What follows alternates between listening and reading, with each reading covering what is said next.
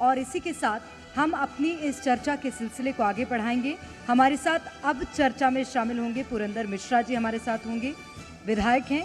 और इसी के साथ मोतीलाल साहू जी हमारे साथ होंगे, वे भी विधायक प्रतिनिधि हैं। और रायपुर क्षेत्र से कुलदीप जुनेजा जी हमारे साथ होंगे, एक्स विधायक हैं। अमरजीत चावला जी हमारे साथ इस चर्चा में शामिल होंगे, महामंत्री हैं छत्तीसगढ़ कांग्रेस से। मोतीलाल साहू जी विधायक हमारे साथ इस चर्चा में शामिल होंगे। पुरंदर मिश्रा जी होंगे हमारे साथ, कुलदीप जुनेजा जी, अमरजीत चावला जी। आप सभी का स्वागत करती हूँ और इस चर्चा को आगे बढ़ाएंगी मेरी सहयोगी कीर्ति दीक्षित। मैं चाहूँगी कीर्ति आप भी मंच पर आइए और इस चर्चा के सिलसिले को, बातचीत के सिलसिले को आगे बढ़ाइए। तो इस चर्चा के माध्यम से भी हम जानेंगे कि प्रदेश में राजनीतिक दलों की क्या चुनौतियां हैं और उन चुनौतियों से तमाम राजनीतिक दल सामना कैसे कर रहे हैं। प्रदेश के विकास के लिए किस तरह से राजनीतिक दल अपना योगदान दे रहे हैं, विपक्ष की क्या भूमिका है, सरकार की क्या भूमिका है, तमाम बातें जानेंगे बातचीत के माध्यम से। ओवर टू यू कीर्ति। बहुत शुक्रिया प्रेरणा, आप भी ज्वाइन करिए इस पैनल को। और इस पैनल में हम तमाम खास मेहमानों से बातचीत करेंगे और बीजेपी कांग्रेस दोनों ही दलों से जुड़े हुए हमारे पास यहाँ पर वरिष्ठ नेता हैं, उनसे हम बातचीत करेंगे। विधायक हमारे साथ मौजूद हैं। और सबसे पहला सवाल मेरा पुरंदर मिश्रा जी आपसे रहेगा, क्योंकि आपकी पॉलिटिक्स बहुत ज़बरदस्त पॉलिटिक्स मानी जाती है। लोग उम्मीदें लगाते रहते हैं कि हमको टिकट मिलेगा, हमको टिकट मिलेगा, लेकिन टिकट आपको मिल जाता है। ऐसी कौन सी पॉलिटिक्स करते हैं? जी, मध्य प्रदेश छत्तीसगढ़ को भी अभिनंदन करता हूं कि जिन्होंने मुझे बुलाया। मैं 90 से राजनीति में आया, 90 में टिकट कटा, 93 में टिकट कटा, 96 में कटा, 98 में कटा, 2003 में कटा, 8 में कटा, 13 में कटा, 18 में कटा, 23 में जगन्नाथ जी की कृपा से मुझे रायपुर की टिकट मिली। और जहाँ पर जगन्नाथ मंदिर स्थित है उत्तर विधानसभा में, वहीं से टिकट मिली। ये कोई न कोई दैविक शक्ति है, चमत्कारिक शक्ति है।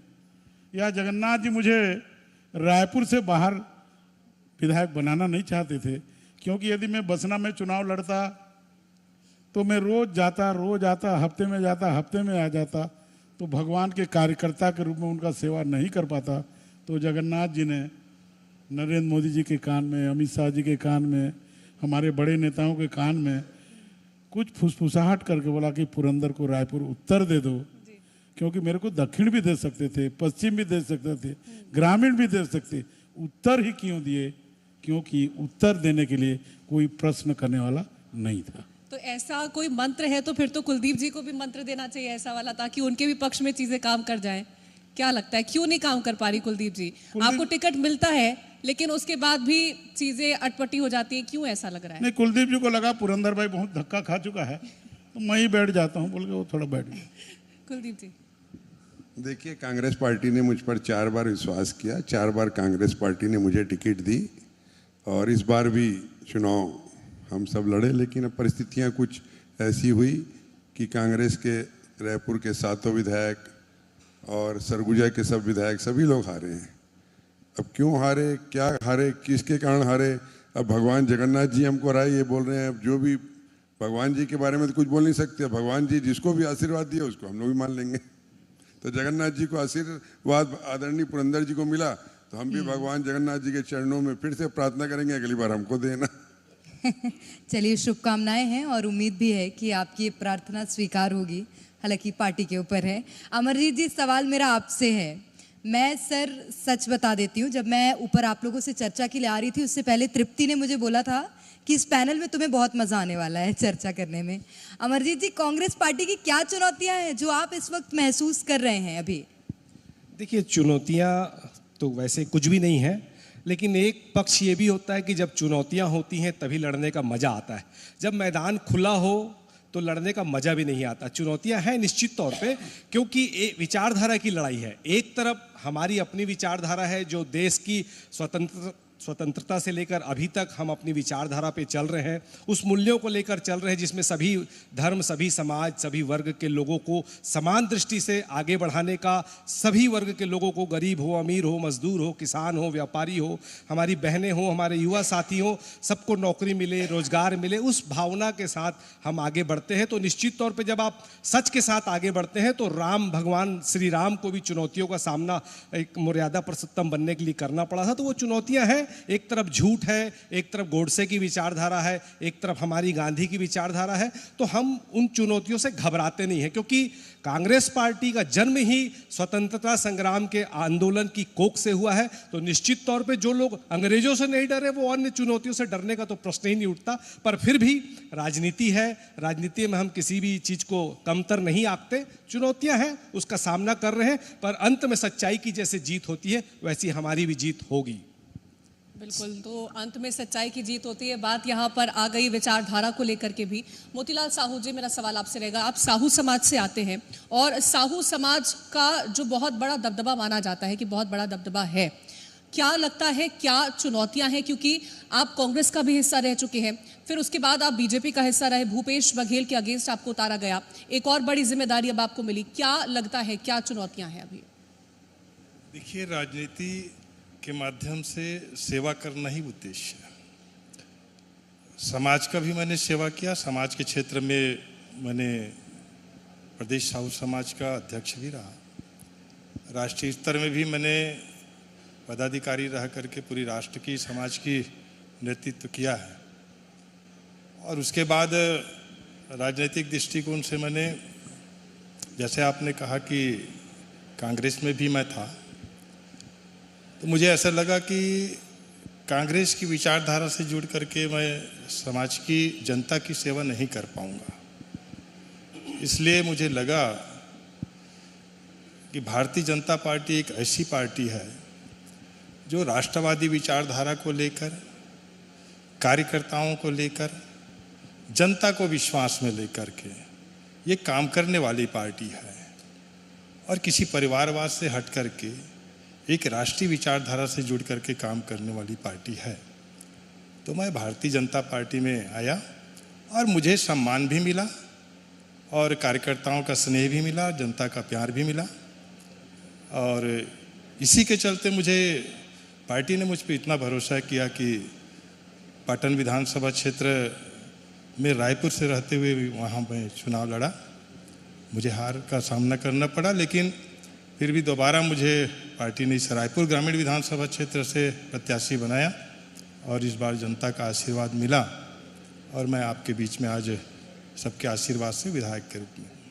ठीक है, पुरंदर मिश्रा जी, आपसे मेरा सवाल है, क्योंकि अभी अमरजीत जी ने बैठे बैठे ना चाहते हुए भी भारतीय जनता पार्टी पर बहुत निशाने साध दिए, कहा है कि अंत में जीत सत्य की होगी। तो झूठा कौन है इस केस में, इस बात में?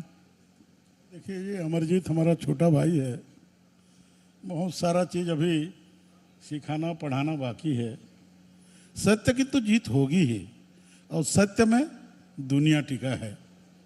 जिस तरह सत्य पे, सत्य के लिए, सत्य में हम चलते हैं, वो बना रहे। बहुत सारा चीज़, बहुत सारा बातें राजनीतिक जरूर होती है, परंतु आखिर में सत्य की जीत होती है। और सत्य की जीत के लिए सनातन की मजबूती, हिंदू धर्म की रक्षा और काम करने की ललक होना चाहिए। जिसमें काम करने की ललक हो, भगवान उसको आगे बढ़ाते हैं। इसलिए भारतीय जनता पार्टी आगे बढ़ती जा रही है। आज हम, ज़्यादा उम्र नहीं हुआ हमारा, 1980 में हम आए हैं और आज हम सरकार में हैं और आने वाले समय में हम पंच से लेकर के पार्लियामेंट तक हम कमल के फूल खिलाना चाहते हैं। ये मैं मेरे अमरजीत भाई को बताना चाहता हूँ। ठीक है, अब उन्होंने अपनी इच्छाएं तो व्यक्त कर दी है कुलदीप जुनेजा जी, और अभी जिस तरह से हमने मोतीलाल साहू जी से बातचीत करी, उन्होंने कहा कि कांग्रेस की विचारधारा ही नहीं है कि वो जनता के प्रति समर्पित हो, जनता की सेवा करना कांग्रेस की विचारधारा में है ही नहीं। और सत्य को लेकर के भी बात निकल के सामने आई। किसका सच मतलब यहाँ पर है कि किसका सच सच है, किसका सच झूठ है, क्या लगता है? क्योंकि विचारधारा को लेकर के भी आरोप लगा दिए गए, जनता के प्रति आपने काम नहीं किया उसका भी आरोप लगा दिया गया। क्या लगता है कि इनकी उपलब्धियां हैं जनता के सामने? देखिए, कांग्रेस ने इतने वर्षों में देश में क्या विकास किया, क्या उपलब्धियां कांग्रेस की रही, हर कोई जानता है। ये जो कुछ समय से इससे की बात करते हैं कि विकास की और विचारधारा की, तो ये हम लोग ने बचपन से पैदा हुए हैं, बचपन से देख रहे हैं कांग्रेस के काम को, कांग्रेस के विकास को, कांग्रेस की विचारधारा को। कभी ऐसा नहीं लगा ये देश में जो माहौल बनाए हैं लोग सांप्रदायिक का, इससे पूरे देश में माहौल खराब हुआ है। कोई अच्छा माहौल नहीं हुआ देश में। हम लोग भी यहाँ पैदा हुए और जब से पैदा हुए तब से हिंदू ही हम लोग। ये सनातन बोल बोल के अभी ये जो 14 के बाद जो हिंदू बने हैं ना, ये थोड़ा परेशान कर रहे हैं। हम लोग तो शुरू से जब से पैदा हुआ पूरे देश में हिंदू लोग हैं, सनातनी लोग हैं, सब धर्म को मानने वाले लोग हैं।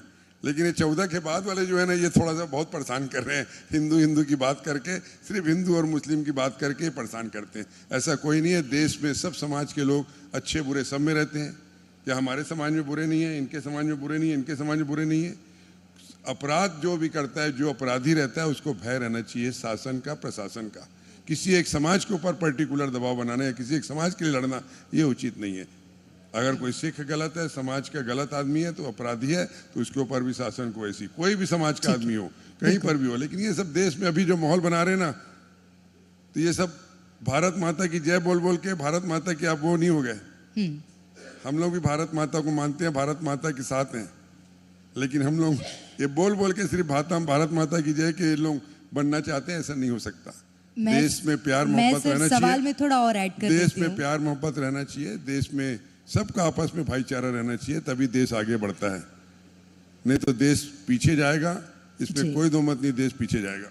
देश की राजनीति से इतर हटकर अगर हम इस प्रदेश की राजनीति की बात करें, मैं अमरजीत जी आपसे सवाल ले लेती हूँ कि अगर प्रदेश की राजनीति की बात करें तो अभी कांग्रेस पार्टी बहुत मुश्किलों में नजर आ रही है। एक तो वैसे ही छत्तीसगढ़ को बने ज़्यादा साल हुए नहीं हैं, 23 वर्ष का छत्तीसगढ़ हुआ है, उसमें से पहले कि अगर साल मैं छोड़ दूं तो बीच में 5 वर्ष का आप लोगों को नेतृत्व मिला, उसके बाद एक बार फिर से सरकार हाथ से चली गई। अब सरकार जाने के बाद आपके 2 विधायकों के लिए अभी बहुत मुश्किल है, और वो भी नगरीय निकाय चुनाव है, पंचायत चुनाव है, उसके पहले। ये इससे निपटने के लिए कांग्रेस पार्टी के पास क्या प्लान है? जनता को कैसे यकीन दिलाएंगे कि कांग्रेस पार्टी जनहितैषी है? नहीं, निश्चित तौर से हम लोग अपना पूरा प्रयास ईमानदारी से कर रहे हैं। और जहाँ तक मेरा मानना है विश्वास का, तो झूठ ज़्यादा दिन तक टिकता नहीं है। अभी आप देखिए परिस्थितियाँ ये हो गई कि पिछले 13 महीने की भारतीय जनता पार्टी की सरकार में इस छत्तीसगढ़ के उदय होने के बाद से पिछले 24 सालों में पहली बार हमने देखा कि रायपुर को चाकूपुर का दर्जा मिला। हमने देखा कि कैसे मैरिन ड्राइव में दिन दहाड़े चाकूबाजी हुई, सामने होटल के बेसमेंट में एक छोटी सी बच्ची के साथ बलात्कार हुआ, उसकी हत्या हुई, करोड़ों रुपए की आगजनी हमने देखा सरगुजा में हुई, बलौदा बाजार में। इस देश में, हिंदुस्तान में छत्तीसगढ़ का नाम बदनाम करने वाली सबसे बड़ी घटना हुई, जिसमें निर्दोष दलित भाइयों को, बेकसूर भाइयों को जेल में डाला गया। कवर्धा में हमने देखा कि कैसे साहू भाइयों को जबरदस्ती जेल में ठूस दिया गया। और मजे की बात देखिए कि मैं नहीं आरोप लगा रहा, उसके बाद कुछ दिन के बाद वहां के एसपी ने स्वयं, जो एसपी एक आत्महत्या को हत्या बताते हुए अपने सोशल मीडिया में वीडियो डाल रहा था, बाद में जब उसकी बच्ची ने मांग की, उस समय इन्होंने डबल पोस्टमार्टम नहीं कराया। हाई कोर्ट के निर्देश पर जब पुनः पोस्टमार्टम कराया गया तो पता चला कि सच में वो हत्या थी। उसके बाद एसपी ने खुद न्यायालय से निवेदन किया, 23 लोग वहां पे मौजूद नहीं थे, उनका नाम भी एफआईआर में लिखा गया। ये सारी घटनाएं हमने देखी कि गृह मंत्री के क्षेत्र में जो स्थितियां बनी, वो सारी परिस्थितियां हमने देखी, चाहे वो कवर्धा का मामला हो, बलौदा बाजार का मामला हो, रायपुर का मामला हो, बिलासपुर में देखा, हमने देखा यहाँ जेल के बाहर में कैसे दिन दहाड़ी गोलीबाजी हुई। ये परिस्थितियां हमने छत्तीसगढ़ में कभी देखी नहीं थी। आज हर वर्ग परेशान है, कहीं ना कहीं लॉ एंड ऑर्डर फेल है।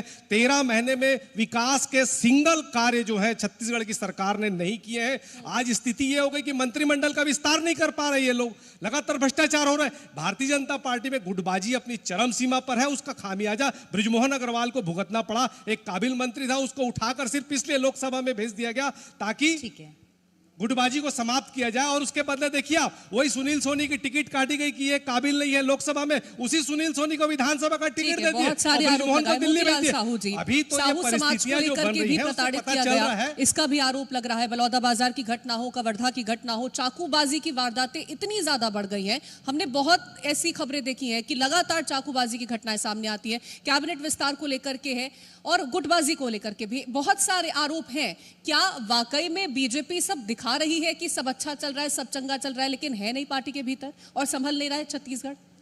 देखिए, 2023 की चुनाव में जनता ने अपना जवाब दे दिया कि 5 सालों में अपराध से लेकर के भ्रष्टाचार कांग्रेस की सरकार में जितना हुआ है, छत्तीसगढ़ अपमानित हुआ है और छत्तीसगढ़ बदनाम भी हुआ है।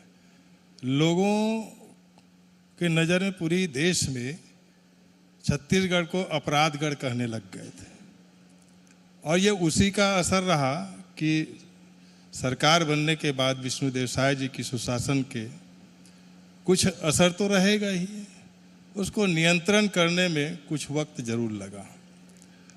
और ये कहना इनका कि अपराध अभी हो रहा है, ये पूरा बेबुनियाद बात है इनकी। अपने कार्यकाल की भी बात ये बताना चाहिए इनको कि कितने हत्याएं होती थी।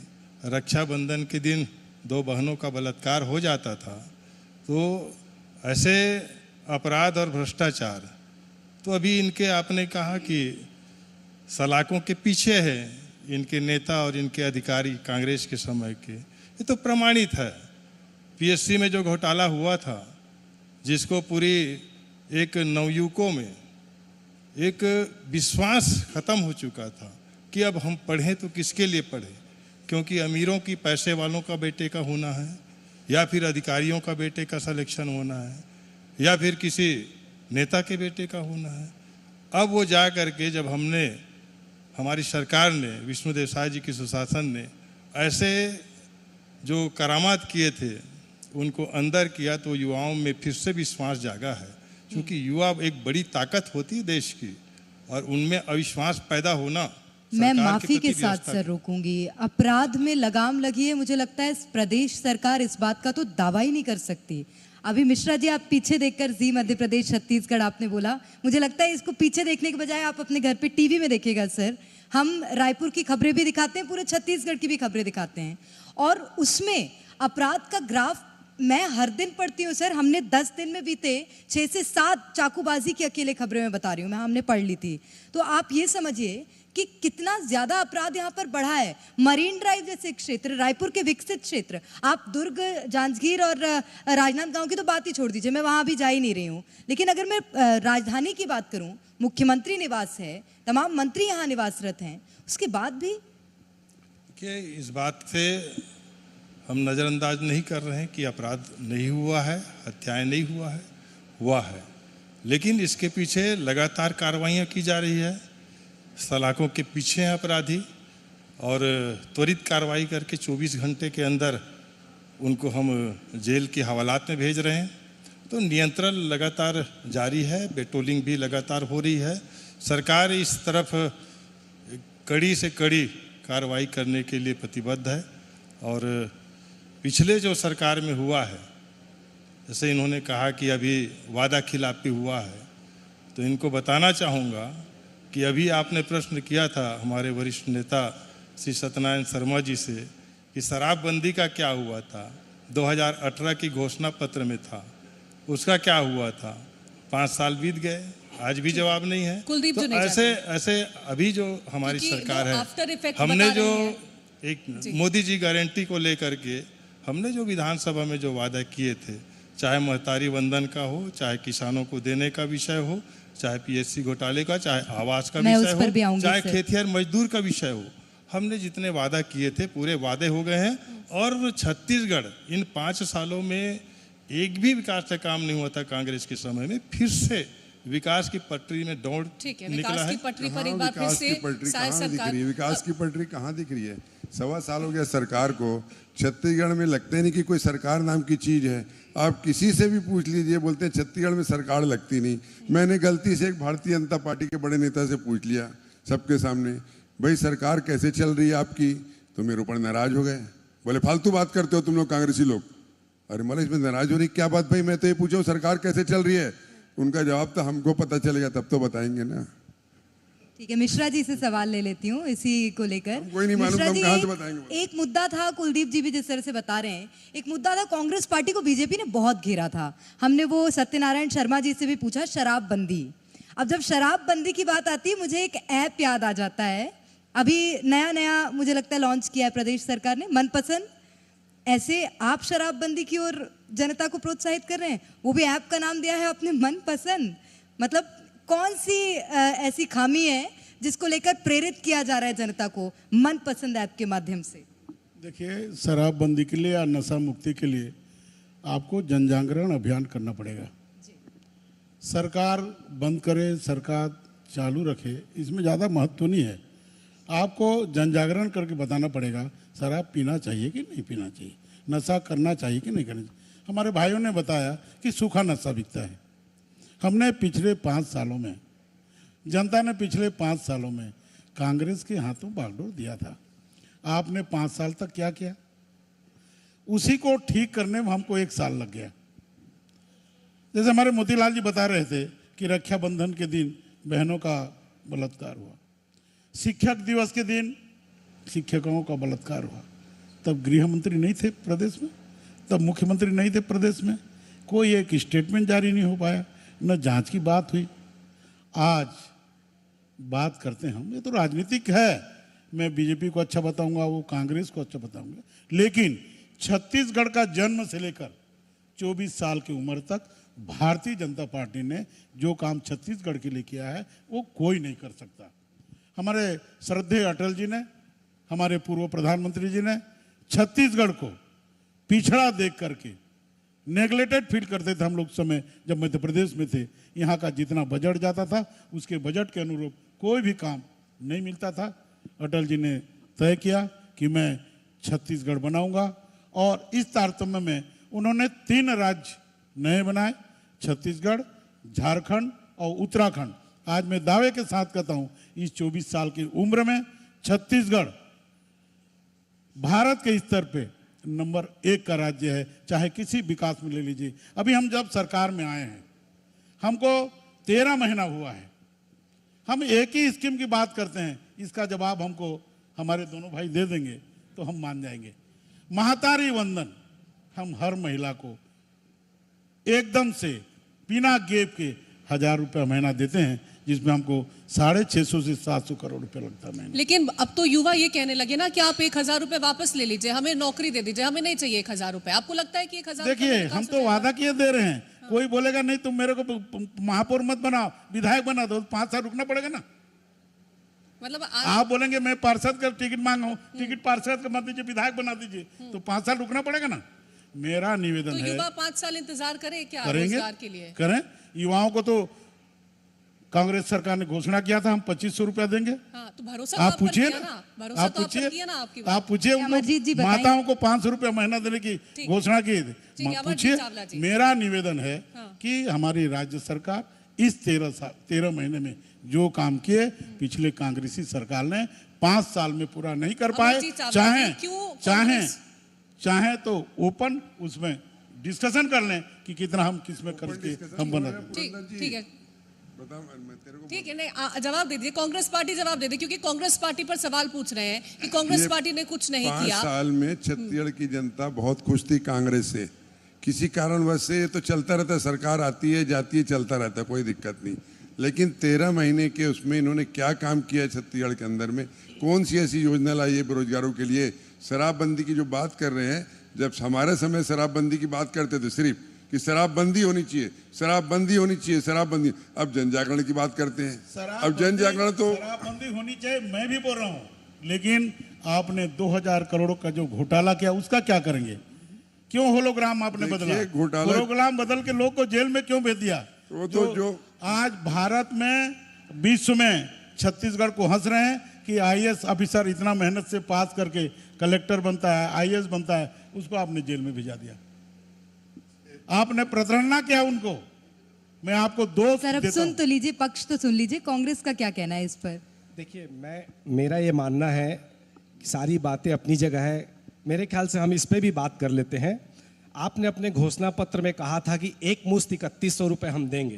क्या आप एक मुश्त 3100 रुपये देने में सफल हुए हैं? बिल्कुल नंबर दे रहे 1। नंबर 2, आपने कहा था कि 10 लाख रुपए तक मुफ्त स्वास्थ्य बीमा हम छत्तीसगढ़ के हर युवा को देंगे। क्या आपने कितने लोगों को मुफ्त बीमा दिया है? नंबर 3, आपने ये भी कहा था कि हम 1 लाख लोगों को सरकारी नौकरी देंगे। पिछले 13 महीने में कितने लोगों को सरकारी नौकरी दी आपने बताइए। आपका आंकड़ा था, विधानसभा का आंकड़ा था कि पिछले 11 महीने में 123 से ज्यादा लोगों की हत्या हुई और दिवाली के एक ही दिन रायपुर में 8 लोगों की हत्या हुई थी। ये मैं नहीं कह रहा, विधानसभा के आंकड़े। आपके सत्ता पक्ष के विधायकों की मांग पर ही पिछले 12 महीनों में 13 ऐसे ही शिकायतों पर भ्रष्टाचार की जांच का आदेश विधानसभा में हुआ, पर उसमें एक में भी जांच नहीं हो रही। उस पर आप कुछ कहना चाहेंगे? अभी एक पत्रकार की हत्या हो गई, चंद्रकार की, आप उस पे कहना चाहेंगे कि 52 करोड़ का काम है, उसको 10 हिस्से में बांट के आप दे दिया, 119 करोड़ कर दिए, 119 करोड़ में 90 करोड़ का भुगतान हो गया बगैर कार्य के। आप उस पे भी कुछ कहना चाहेंगे? तो 13 महीने में सही बात है, इन्होंने कहा कि भारतीय जनता पार्टी जो कर सकती है वो हम नहीं कर सकते। मोतीलाल लाखों साहू जी झाड़ कहिएगा। हंसदेव के कटा दिए, ये आप ही कर सकते हैं। आप ही को मुबारक हो। हम विपक्ष में रहना पसंद करेंगे, पर छत्तीसगढ़ की अस्मिता के साथ, छत्तीसगढ़ की संस्कृति के साथ, छत्तीसगढ़ के लोगों के साथ कोई धोखा हम नहीं कर सकते। सत्ता में नहीं रहना मंजूर है, पर छत्तीसगढ़ियों के हित के लिए हम काम करेंगे। हम झूठे बात नहीं कर सकते, झूठे वादे नहीं कर सकते, पत्रकारों की हत्या नहीं करवा सकते। यहां पर विधानसभा का आंकड़ा आया कि पिछले 11 महीनों में 6700 एक्सीडेंट से हत्याएं हो गई। हत्या ही कहूंगा, क्योंकि एक्सीडेंट से मरता है जब एक आदमी, तो उसका परिवार भी मरता है, उसके साथ जुड़े हुए लोग भी मरते हैं। वो 6700 लोग मर गए।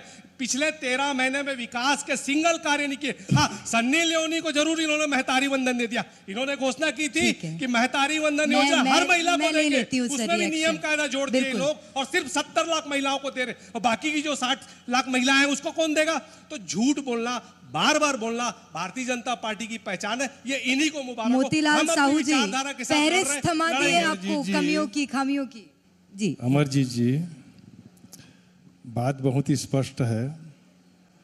आप यही सलाह कांग्रेस की 5 साल सरकार रही, उस समय अब दिए होते तो आज जो कह रहे हैं ना कि हमें बाहर रहना मंजूर है, तो ये जनता का जनादेश है। आपने जो किया उसका फल तो आपको मिला। आप चाहेंगे तो और नहीं चाहेंगे तो आज सत्ता से आप, सरकार से आप बाहर हैं। सच्चाई ये है, अपनी गलती का एहसास हो गया है। नहीं, आप लोग भी 15 साल की सरकार चाहिए। के बाद 14 सीट में आए थे, तो आप ज्यादा खुश होने की जरूरत नहीं है। घमंड तो रावण का भी टूटा था। 1.5 साल में ही जनता अफसोस कर रही है कि वो कौन सा दिग्भ्रमित करने वाला दिन था जो इनकी सरकार बना दी। आप देखिएगा अगले चुनाव में निश्चित तौर पर कांग्रेस की जनता सरकार ने बनेगी। आपको जवाब दे दिया है, आपने जो 5 साल में किया है। और निश्चित तौर पे अभी जो मोदी गारंटी को लेकर के विष्णुदेव साय जी की जो सरकार बनी है, इसमें हमने जितना वादा किया था पूरा किया है। बात बहुत स्पष्ट है, आपने भी किसानों को देने की बात किया था, लेकिन आप 4 किस्त में एमएसपी की बात की राशि को दे रहे थे। हमने चुनाव के समय कहा कि एमएसपी की बात की जो बचत राशि है उसको आपको एक मुश्त दिया जाएगा, जिसको हमने सरकार बनते ही पहली बार में ही एक मुश्त उनको राशि जो है दे दी गई है।